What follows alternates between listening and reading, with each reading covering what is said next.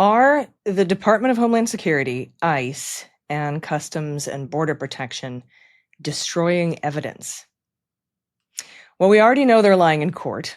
We've seen that. We know they're blatantly defying court orders. We've seen that. And we know they're lying in their press releases. And they're doing this to gin up fake war zones to justify police action.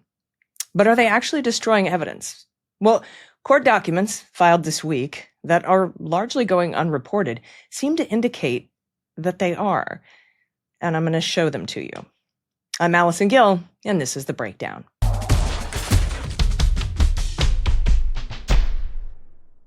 All right, is the government destroying exculpatory evidence that proves people they claim are assaulting federal agents are actually innocent, and oftentimes they're the victims of assault perpetrated by the government?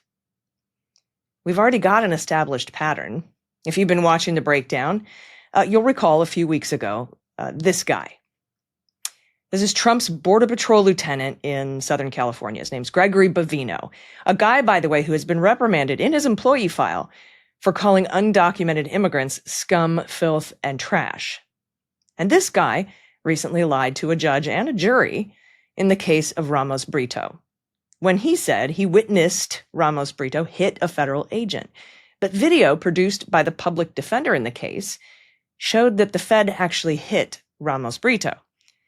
It took a jury less than an hour to acquit.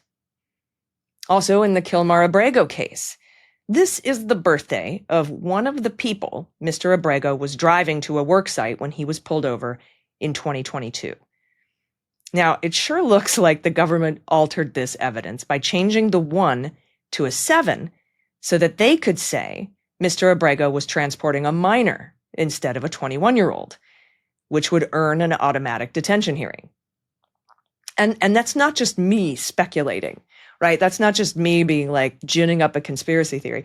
The magistrate judge in the case, Judge Barbara Holmes, wrote, quote, "Additionally, defense counsel argued at the detention hearing that the 7 in the written birth year of a 2007 appears to have been modified from a 1. That is not entirely without foundation, as there does appear to be some overwriting of the 7. And this week, in the case of Sidney Reed, some evidence mysteriously grew legs and has gone walkies, as Rachel Maddow would say. Sidney Reed is the woman accused of assaulting an FBI agent. But Judge Boxwine, Jeannie Pirro, took the case to 3 different grand juries, and all 3 refused to return an indictment. So they took Miss Reed to trial on the first ever federal misdemeanor assault case in D.C. Video of the actual incident went missing. We know the officers had it because they watched it while Ms. Reed was detained in the back seat of their car, and she recorded that interaction. Now, the feds say the video didn't exist, but somehow it magically turned up the night before trial. And if that weren't enough, the only witness for the prosecution failed to produce text messages until the middle of her 5-hour testimony. And she's the only one who would testify on behalf of the prosecutors. Her text messages showed that she referred to Miss Reed as a libtard and made fun of her injuries, calling it, "Oh, she got a boo-boo." And enigmatically, one of the text messages was missing, just gone. And it took the jury less than 2 hours to find her not guilty. Now that brings me to the filing I saw this week in the case of Marimar Martinez. Ms. Martinez is the woman that was shot by federal agents in Chicago.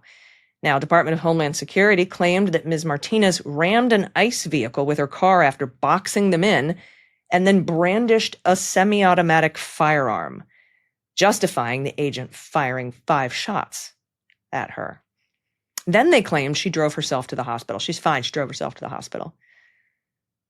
But within an hour, the Chicago Fire Department put out a statement refuting one of the claims made by DHS, saying Ms. Martinez did not drive herself to the hospital. She was found by first responders after they were called and taken to Mount Sinai Hospital. Well, it didn't take long for the rest of their claims to fall apart. According to court documents, Ms. Martinez's lawyer says he has video evidence showing that it wasn't his client that rammed the ICE agent's vehicle. In fact, it was actually ICE that hit her vehicle. They pulled up, pointed a gun at her, and said, "Do something, bitch," and then opened fire into her car. Also, Ms. Martinez did not wave around or brandish a semi-automatic firearm. She did have a pistol in her purse, and she has a concealed carry permit to have it. Second Amendment, right? And in her purse is where it stayed. In fact, the indictment didn't even mention the gun. Funny how what DHS says in court filings differs from the lies they tell the public. Now, Ms. Martinez's lawyer has filed a motion to preserve evidence, urging the court to order the Department of Homeland Security to keep all their communications. Quote, "It is Ms. Martinez's position that there are multiple factual inaccuracies in the DHS press release, which presumably originated with Border Patrol agents involved in this investigation. The credibility of DHS agents' descriptions of the event at issue will be the focal point of the defense at trial. Given the importance regarding the accuracy of the events surrounding Ms. Martinez's shooting and the pending criminal charge against her, counsel is requesting that the court enter a preservation order requiring DHS to preserve and maintain any and all records, emails, text messages, documents, notes, and other materials related to the circumstances surrounding the shooting of Ms. Martinez and the gathering of information for the October 4th, 2025 press release." So, the crux of Ms. Martinez's defense is the lack of credibility at DHS. So if there are emails or text messages to the DHS Minister of Truth, Tricia McLaughlin, about how to spin the details on the ground, that's extremely important exculpatory evidence. I'm sure DHS doesn't want another Bovino-style court loss or another Sidney Reed on their hands.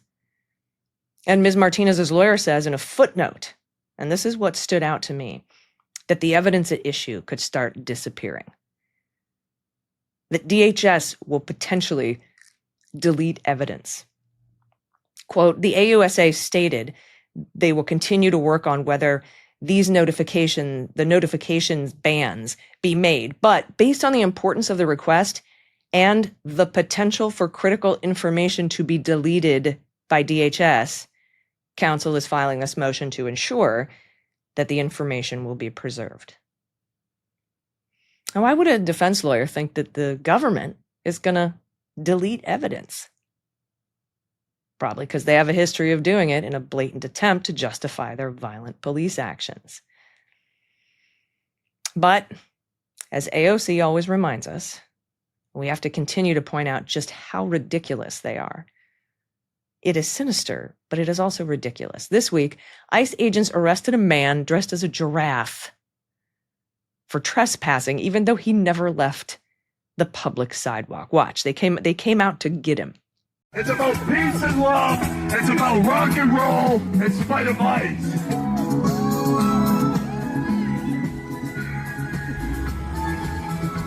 If you hate brown people and you are a Nazi, come on, ICE, leave Portland. Yeah, why don't you come out with your super soaker? Huh? Oh, here they come. They're not ready for primetime players. Woo! Demolition. Leave him alone. What are you doing? He's talking? What? He's just talking. Boo! See you work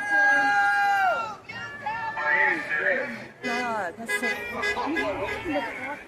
Now that's comedian Robbie Roadsteamer. You may remember him from his greatest hits from like the time he interrupted Steve Bannon's prison release press conference, for example.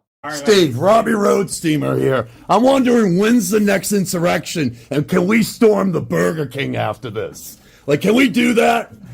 I mean, doesn't he look great now? We were in Danbury the first month together. He looks great. You don't remember me? We were lifting weights and stuff in the weight room. When's the next insurrection? How are we going to do this and stuff, man? You know what? If I'm leaving, I'm having a good time. He looks like Yoda with AIDS right now. Robbie Roadsteamer, no political violence, people. This place smells like mothballs. Wow, over here, where's the elevator? I'm not even going to get like hors d'oeuvres or something. For sure. Or how about this? This is so ridiculous. The ICE agents infiltrating this marching band and arresting a clarinetist. How are they going to justify that one in court? Well, Your Honor, we don't have to remind you of the long history of violent clarinetists, especially in marching bands dressed as bananas playing the theme to Ghostbusters. Anyone who's cracked a history book remembers the banana band clarinetist uprising at the Battle of Who You Gonna Call, #NeverForget. And we laugh, but as I said, this is truly sinister stuff. Snatching people, charging them with crimes for exercising their First Amendment protected right to peacefully assemble, then disappearing evidence and lying to the court. You'll recall last week I talked about ICE blatantly defying a court order issued by Judge Ellis, blocking agents from arresting or firing pepper balls at priests or arresting journalists or protesters unless there's probable cause that they're actually committing crimes. Part of that order included a requirement that federal agents must give multiple warnings before deploying tear gas. After she issued that order, there were 2 high-profile incidents where federal agents did not give multiple warnings before deploying tear gas. One was at Albany Park, and one was in East Side, where agents intentionally rammed a car and then tear-gassed onlookers. The Associated Press reports U.S. District Judge Sarah Ellis said she was a little startled after seeing TV images of street confrontations that involved tear gas and other tactics during the Trump administration's immigration crackdown in the nation's 3rd largest city. Quote, "I live in Chicago, if folks haven't noticed," she said, "and I'm not blind, right?" Now, she had issued an order requiring ICE to wear body-worn cameras, though the government argued that they can't make that happen because of the shutdown. Now, the judge snapped back and said that if the government is following the law and my order, the body cams will help federal agents. Quote, "If everybody kind of follows what's outlined in this temporary restraining order, conforms their decisions and behavior to what the Constitution demands, then, all is copacetic and we can go on and live our lives." At that point, the judge asked both parties for some language about the body-worn camera order, but the government ignored it, so she called another emergency hearing. Quote, "Maybe I was unclear yesterday. That wasn't a suggestion, so I'm modifying the temporary restraining order to include the use of body-worn cameras." Again, this was not a suggestion. It wasn't a hint. It wasn't a topic for discussion. It was an order. There'll be a follow-up hearing on this matter tomorrow, Monday. But it's clear the violence is being perpetrated by the government for their own nefarious purposes, plain as day. But not according to Mike Johnson. Watch this. Ahead of some of the planned protest activity this weekend, and in light of some of the images we've seen out of Chicago of federal agents shooting faith leaders with pepper balls and arresting journalists, where's the limit for you on what's acceptable conduct for federal law enforcement, and when is it incumbent on Congress to step up and demand oversight? To demand oversight on federal law enforcement? Well, I've not seen them cross the line yet, and that we have committees of jurisdiction who have that responsibility, but it's not risen to that level. What I've seen is the abuse of law enforcement by radical leftist activists. Most recently, the most threatening thing I've seen yet was the naked bicyclers in Portland who were protesting ICE down there. I mean, it's getting really ugly. They have attacked, physically assaulted officers. People have been arrested, okay? This is serious business. And ICE and the valiant, brave, patriotic Americans who step up to serve in these dangerous law enforcement positions deserve our respect and our support. And any elected member of this body should be vocally supporting law enforcement. You're supposed to be on the side of the good, not the crazy radicals. You haven't seen them cross the line? You haven't seen the countless viral videos of ICE agents assaulting protesters, arresting journalists, shooting faith leaders with pepper balls, tear gassing peaceful protesters? You haven't seen any of this? Come to think of it, there's a lot that Mike Johnson doesn't see. Please, that performance in front of the generals, I didn't see it. Is so dangerous. I I don't know what you're talking about with the children. I do know that ISIS. 70 U.S. citizens, according to ProPublica, have been detained by ICE so far since January. Okay, I haven't seen that, so I'm not going to comment on it. I mean, I don't know all the details of all the individual allegations, and I haven't paid any attention to that at all. I don't know. I haven't. The letter that President Trump sent to Jeffrey Epstein years ago. I haven't seen it. I can't comment on it. I've been a little busy today. Well, look, I don't know anything about the dinner. I was a little busy. I have not heard or looked into any of the details of that. I've been a little busy. Look, I've been a little busy on reconciliation, so I'm not following all the twists and turns of the Qatar jet. I don't know anything about the meme coin thing. Are you comfortable with those cuts? I haven't seen the specifics of that, and I don't know. We have no idea. But as I said earlier, we await further details on what exactly that looks like. Do you know what he's talking about with the Epstein files? I mean, what is, and why haven't those files been released? Have you? I mean, some of your members have said they got to be released. As Cash said in the vignette earlier, he's FBI. That's not my lane. I don't know. You've been busy. You haven't been to work for 76 out of the last 88 days, sir. You're not working 86% of the time. So you actually have all the time in the world to know what's going on in your country. It is your job. And why aren't you at work? It's the Epstein files. Are you in them, Mike Johnson? Because you're doing an awful lot to maintain plausible deniability here. Adelita Grijalva's victory was certified by the Arizona governor, the Arizona attorney general, and the Arizona secretary of state on October 14th. There are no excuses left to refuse to swear her in.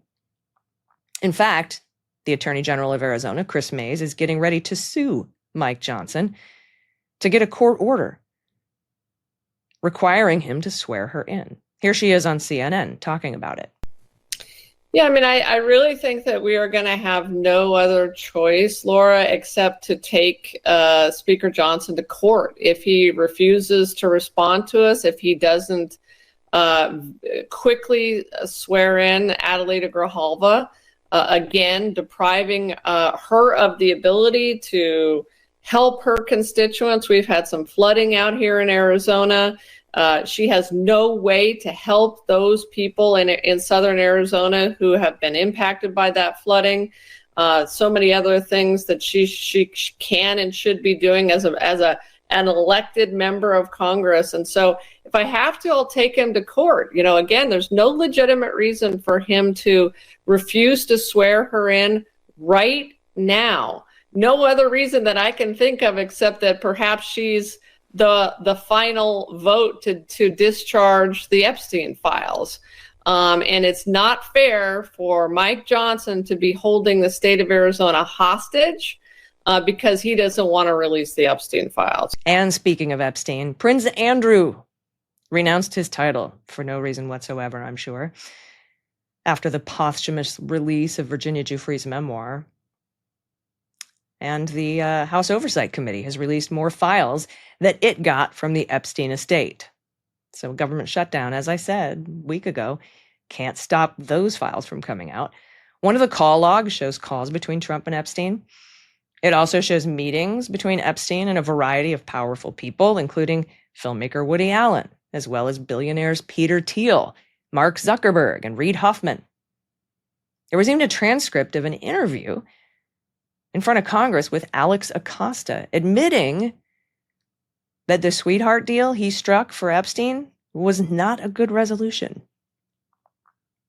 Also this week, Epstein's right-hand accomplice and convicted child sex trafficker herself, Ghislaine Maxwell, is having a hard time making friends at Club Fed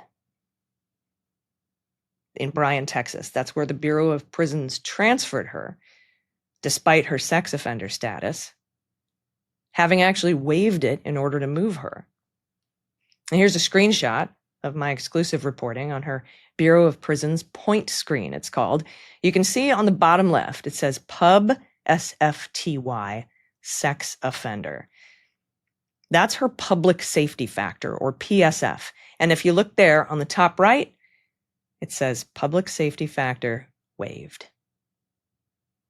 She also has a custody status of out. If you look on the right there, the bottom right, You'll see custody, and underneath it says out. That means she's eligible to work outside the prison walls. And while we haven't gotten any reports that she is, her lawyer, Mr. Marcus, refuses to assure us that she won't.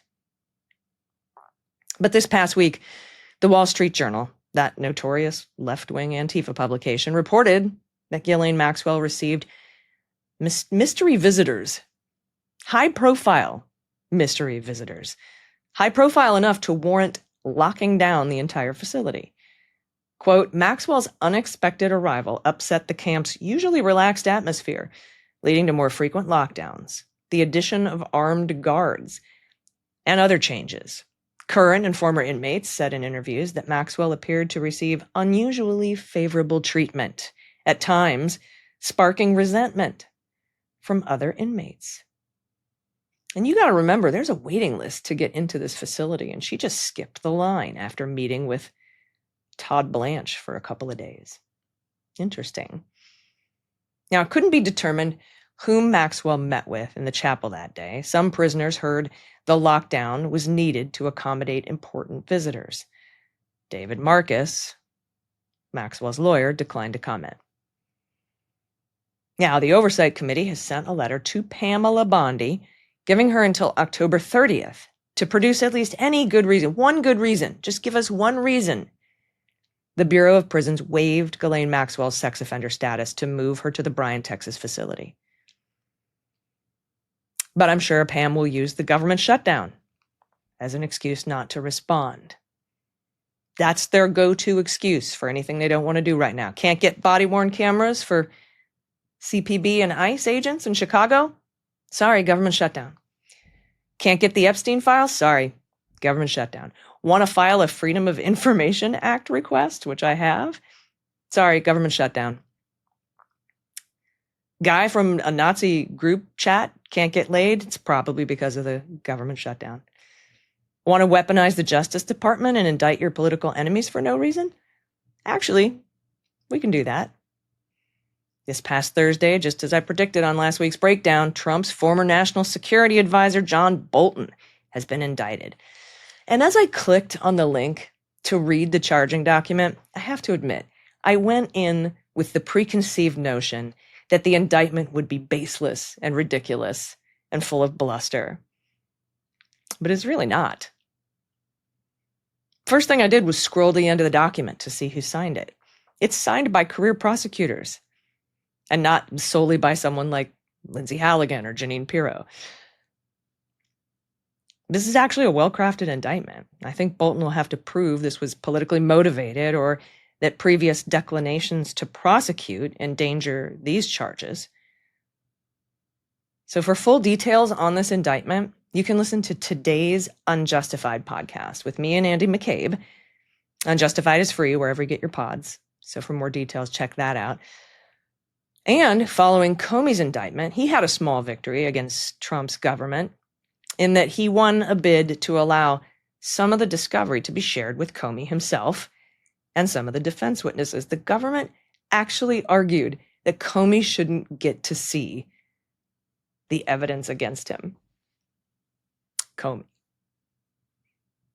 Now, the government wanted an overbroad protective order over the discovery. They wanted to keep some of it from Comey, like I said, and defense witnesses. But Judge Nachmanoff, a Biden appointee, disagreed and not only denied the government's motion for that protective order, but set a blistering schedule over classified material considerations called SEPA.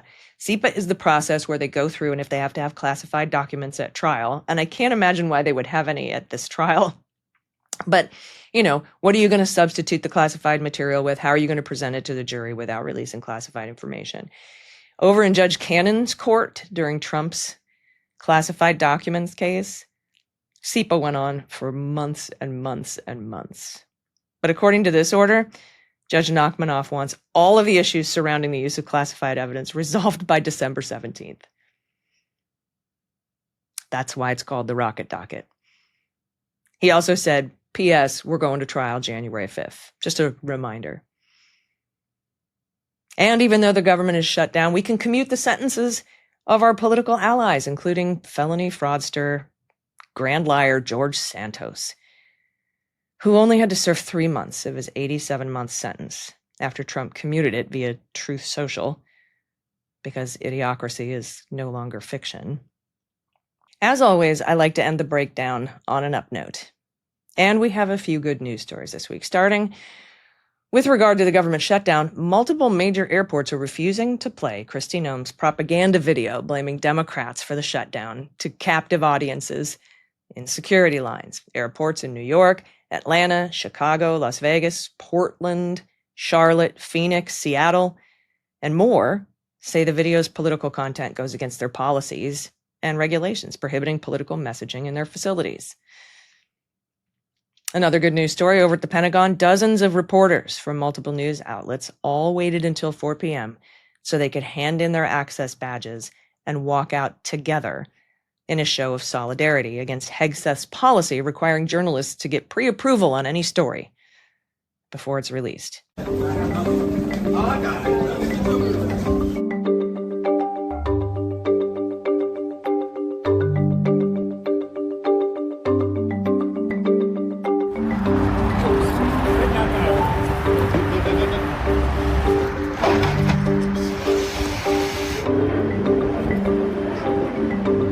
To the First Amendment. Even Fox News and Newsmax didn't go along with this.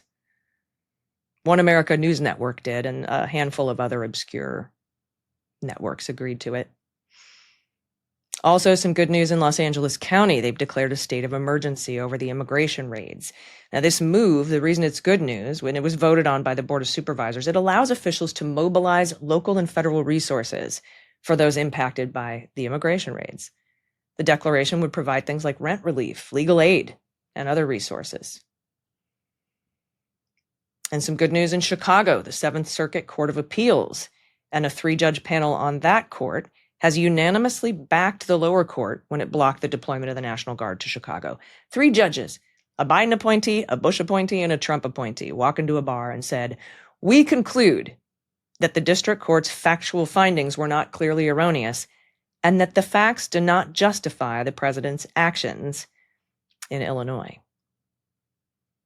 And we'll see what the Supreme Court has to say about that. But speaking of the Supreme Court, they did something right. Isaac, you did something right. No way. I wanted it to go to my head. This week, they refused to entertain Alex Jones's appeal of his $1.4 billion debt to the families of the Sandy Hook massacre for repeatedly lying about it and harassing the victims. I hope one day, soon, The Onion will take over InfoWars and turn it into a parody of itself. So finally, I want to thank everyone who made it out to the No Kings rallies this weekend.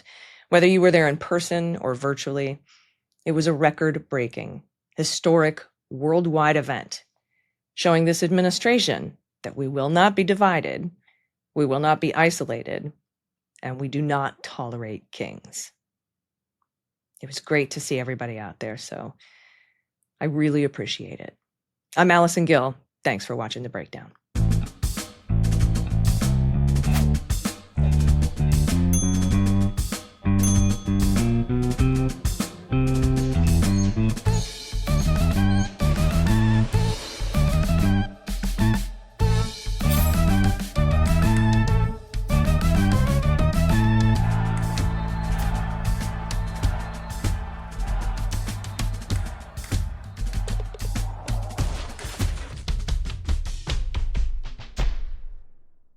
Love this video? Support independent media and unlock exclusive content, ad-free videos, and custom emojis by becoming a paid member of our YouTube channel today. You can also gift memberships to others. Let's keep growing together.